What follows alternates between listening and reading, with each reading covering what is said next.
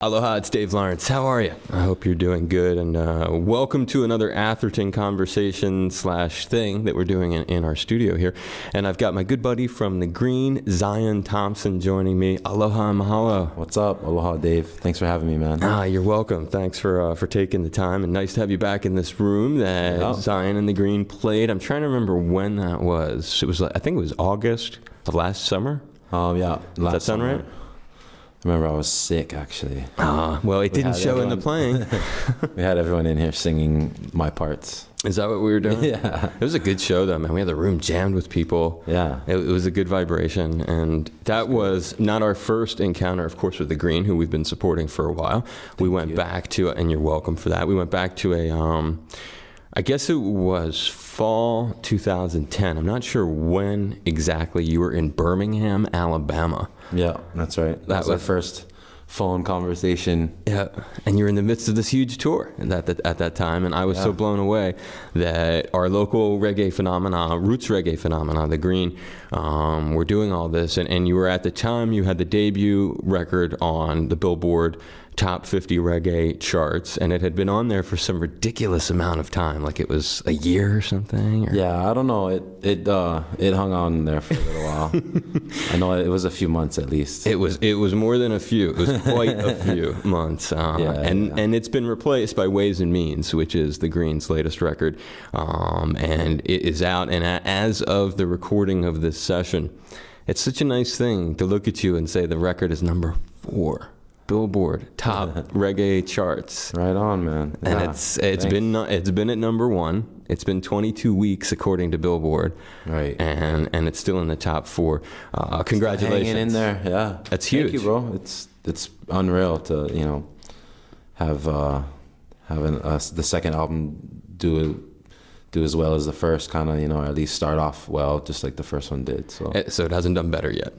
I mean, I don't know. I mean, what did they tell maybe you? not quite, in sales, but it came out strong, and we're really pleased on, the timing and everything. It's all about timing and stuff. So it really is, huh? There's just so much involved. Kind of lucky with a lot of things that, just when it came out. But yeah, man, it's great. We're stoked. What was the high point of doing that? If you look back at it, now that you've done it, you've gone to the mainland, you've gone and begun the massive support that it requires. I mean, just everything in the last couple of years? Of the record, the high point of putting it together, of putting Ways and Means together. I don't know. I guess the recording process is always fun, getting in the studio with the boys, because we spend most of our time touring and performing live. So when we get into the studio and create, that's fun, but I don't know, it's all kind of blends together. It's great. Yeah, when we get to take it out and see how people react to it, especially people who are familiar with our first album already, and they want to hear that stuff, and then they hear the new stuff too, and it's interesting kind of to experiment too, and go out on the mainland and no one's heard any of our stuff, so it doesn't really matter which album we play, but. Do you work out a particular set when you're out there, like this last run? You guys just got back from the mainland. Right. When you were out there, do you have like a standard set you're dropping every single night? Kind of, yeah. We kind of change it up. I mean, our time is the same every night. On this last tour, we're opening up for Revolution, and we're direct support, so we're right before them. So we had 45 minutes every night. And clubs mainly. What is that? Clubs that were primary venues. Yeah, some theaters. They were like the bigger clubs. Like pretty much, that was probably the biggest venues we've done consistently that you could consider a club still. Like short of like amphitheaters and that kind of stuff. They were like averaged 1,000 on the low end capacity to like over 4,000 capacity. What was the biggest one at this past tour? I think the Fillmore in Denver was one of the biggest. Okay. It was like 4,300 or something like that. That was on St. Patty's Day. Wow. It was packed, sold out, like 4,000 people, just crazy. But I don't know, a lot of their shows they have such a crazy, huge Revolution fan base out there. It's nuts. So. Yeah, and here too. They really have a strong group. Everywhere, folks. Pretty much. Yeah. I mean, they've come a long way. They really are like repping the reggae strong these days. No, that's a good point. They did come a long way, and that's kind of what we learned too, getting to know those guys and stuff. Like they put in the work, and they tried they toured hard for like years, and so you see some model in how they did it in terms of what the Green. Oh yeah, those guys are on a whole nother level too. Their production and the crew that's doing all their stuff. Everything from their merch to like, it's very pro. It's on a different level. So we just kind of sponge it up, but they're real down to earth guys. So it's kind of like it makes you proud of that. You get to know these guys after like a couple months on the road, and you get to love their music and respect them. You get to love them, and every night you're just like, you become fans just because of that. How they carry themselves as people. You're saying. Yeah. They're we've been lucky to tour with some really just good people. Yeah.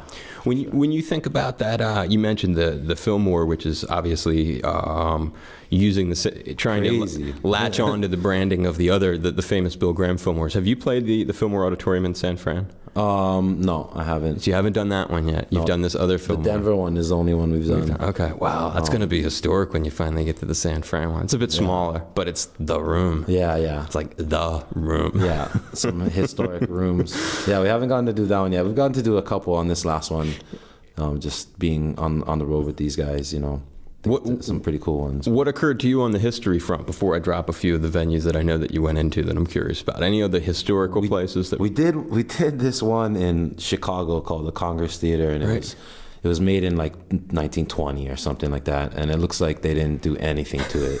Like they just sweep it maybe, and it's this huge like the dance floor is kind of on a slanting down towards the stage. And it's huge. It's basically a huge theater. There's an upper level, and it's really like decorated, like really intricate and ornate, like old, just little pieces of just like metal and sculptures and statues and crazy light fixtures. The workmanship. It's just old and like heavy vibes, and it's outside of the city. It's kind of in like a kind of sketchy area of Chicago, but huge. And we did a show. That show had the Wailers on it too. Oh, cool. Because they were in town at the same time. So nice. Places like that are just like you just stare up at it and you just trip out. Mesmerized that you're in that kind of venue. Yeah. How about the Middle East? I was telling you the last time I was like waiting for you to play the Middle East in Cambridge, Mass. Yeah. Was it fun? Did you have a good time? Actually, the Middle East we didn't do on this one. No, the two back. You went there some ways back. Yeah. I don't mean this past tour. I mean one of the means. Yeah. Yeah. It was when the album came out. The very first tour for the record. Yeah. Yeah, man. We were out there, and I was actually talking to Curtis about that. He's like, "Hey, man, Dave was." I think he said he talked to you sometime during that time period. But yeah, I mean, so it's just a blur, huh? All these venues, but you do remember that one? You were downstairs. It's the one that you had to go downstairs in Cambridge. You had the good food, the hummus, the baba ganoush. The food for sure. I remember. That's cool. Yeah, that's a special venue for me, dude. That's like one of the places I really learned to do sound in that place. So the thought that the Green was going to the Middle East in Cambridge. Besides Revolution, one of the interesting things about the previous albums tour that you were sharing with us when we first had you on HPR was the different sort of, and this leads into this upcoming tour that you've got this summer. What are some of the different groups, different styles that you were on the road with, or bands that you got to be around, other than Revolution? It's mostly reggae. Actually, this last one had a hip hop artist. His name is Pep Love.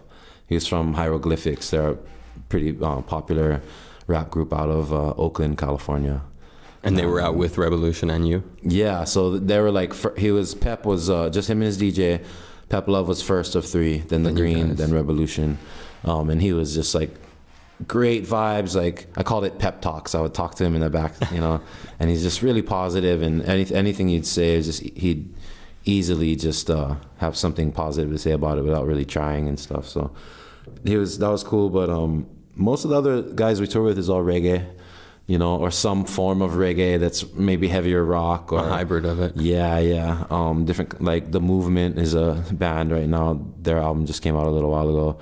They're from like the East Coast, and they're kind of in the Soulja crew, the boys of those guys and stuff. And but yeah, I mean it's cool to hear like the young link up with the young bands out there. Like kids a little bit younger than us and stuff that are kind of doing reggae their thing and stuff. Yeah, I mean. It's great it's a small world out there, and it's great to link up with all the bands that you've heard of and stuff. But we play with so many bands out there that sometimes there'll be a random band that's like just the neighborhood, you know, A local band guys, just for that gig. Yeah, you know, and then they're just killing it, or they have a really sick guitar player or something like that, or a really good singer or something. So, you know. So it would be a lot of triple bills, and that band would be in the opening slot. That kind of thing, yeah. This last tour, it was built in, you know, the three of us, Pep, The Green, and I get it. Revolution was As a all built package. in. But, you know, it's like this summer, the tour we're going to go on this summer is all built in, you know. We're just kind of a part of that.